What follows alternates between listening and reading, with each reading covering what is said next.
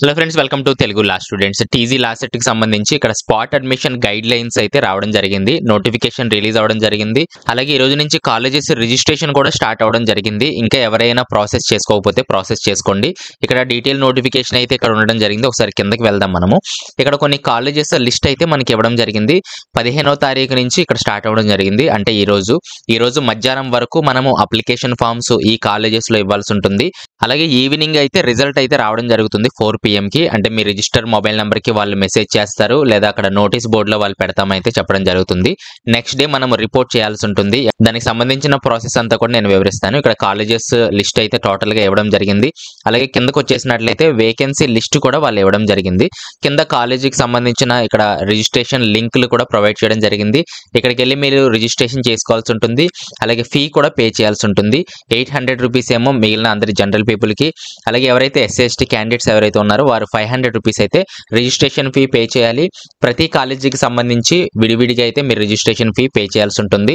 ఎన్ని కాలేజెస్ మీరు పెట్టుకోవాలనుకుంటున్నారో అన్నిసార్లు మీరు పేమెంట్ అయితే చేసుకోవాలి. ఆ అప్లికేషన్ ఫామ్ ని ప్రింట్అవుట్ తీసుకోవాలి. ఒరిజినల్ సర్టిఫికేట్స్ అనేది కాలేజీకి డైరెక్ట్ గా అయితే మీరు తీసుకెళ్లాల్సి ఉంటుంది. మధ్యాహ్నం 12 గంటల వరకు అయితే ఈవినింగ్ కల్లా మీకు రిజల్ట్ అయితే రావడం జరుగుతుంది. పైన కాలేజెస్ లిస్ట్ అయితే మీరు చూడొచ్చు. అలాగే ఇక్కడ లిస్ట్ కూడా ఇచ్చేసారు, లింకులు కూడా ఇచ్చేసారు. వేకెన్సీ లిస్ట్ ఎక్కడెక్కడ ఏ విధంగా ఉన్నాయనేది కూడా మీరు చూసుకోవచ్చు. లింక్స్ ఓపెన్ చేసి ఇక్కడ వేకెన్సీ లిస్ట్ అని ఇక్కడ ఉండడం జరిగింది. ఇవి నాన్ రిపోర్ట్ సీట్స్ అన్నమాట. ఇవన్నీ రిపోర్ట్ చేయని సీట్లు. ఏ కేటగిరీ ఇక్కడ 3 ఇయర్స్ సంబంధించి, 5 ఇయర్స్ సంబంధించి, BBA LLBకి సంబంధించి ఇక్కడ 10, 24, 30 ఈ విధంగా సీట్లు అయితే ఉండడం జరిగింది. ఈ విధంగా మీరు ఏ కాలేజ్ అనుకుంటున్నారో అక్కడ ఆ కాలేజ్ అయితే మీరు ఒకసారి వేకెన్సీ లిస్ట్ ఎన్ని ఉన్నాయనేది చూడండి. ఒకసారి ప్రొసీడ్యూర్ మొత్తం కూడా ఇక్కడ ఉండడం జరిగింది. ఒకసారి నోటిఫికేషన్ మనం చూద్దాము. మెయిన్ గా ఏంటంటే ఫీ రీంబర్స్మెంట్ అనేది నాట్ అప్లికబుల్ అండి. కాలేజ్ ఫీ ఎంతైతే ఉందో అంత మీరు పే చేయాల్సి ఉంటుంది. దాన్ని ట్యూషన్ ఫీజు అంటారు కదా, దాన్ని పే చేయాల్సి ఉంటుంది. రియంబర్స్మెంట్ అనేది రాదు.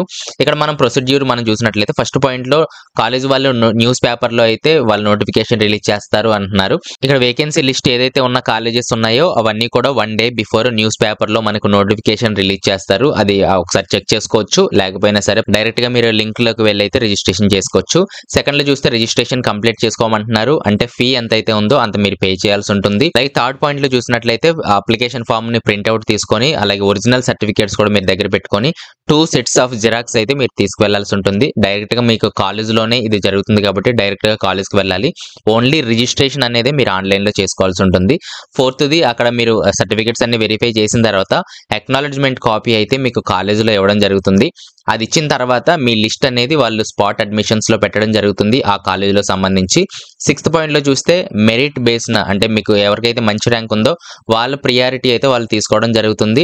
ప్రియారిటీ వైజ్ అయితే మీకు సీట్లు అయితే ఇవ్వడం జరుగుతుంది అని అయితే వాళ్ళు చెప్పడం జరుగుతుంది. అలాగే 7వ పాయింట్ లో చూసినట్లయితే ఎవరైతే సెలెక్ట్ అయ్యారో ఈవినింగ్ కల్లా మీకు SMS రిజిస్టర్ మొబైల్ నెంబర్ కి అయితే వస్తుంది, లేదా నోటీస్ బోర్డు లో మేము పెడతామని అయితే వాళ్ళు చెప్పడం జరుగుతుంది. 8వ పాయింట్ లో మనం చూసినట్లయితే ఎవరికైతే సీట్ వచ్చిందో నెక్స్ట్ డే వాళ్ళు టైం ఇచ్చారు కదా, అప్పటికల్లా మీరు ట్యూషన్ ఫీ అయితే మీరు పే చేయాల్సి ఉంటుంది.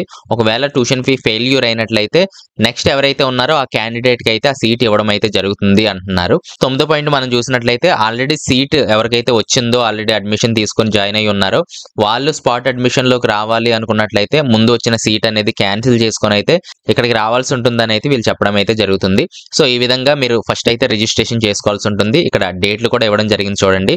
కానీ ఒకే డేట్ న ఒక 4-5 కాలేజెస్ అయితే ఇవ్వడం జరిగింది. ఈ 4 కాలేజెస్ కి ఎలా ఇవ్వాలండి అంటే ఏవైతే కాలేజీకి వెళ్ళాలనుకుంటున్నారో రిజిస్ట్రేషన్ చేసుకోండి, అప్లికేషన్ అనేది ప్రింట్అవుట్ తీసుకోండి.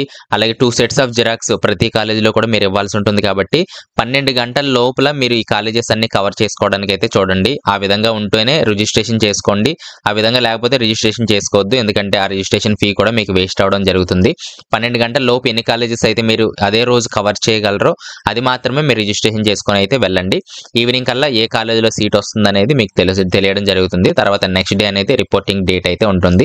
ఈ విధంగా 16, 17, 22వ తారీఖు, 23వ తారీఖు ఈ విధంగా అయితే కొన్ని కాలేజెస్ ఇవ్వడం జరిగింది.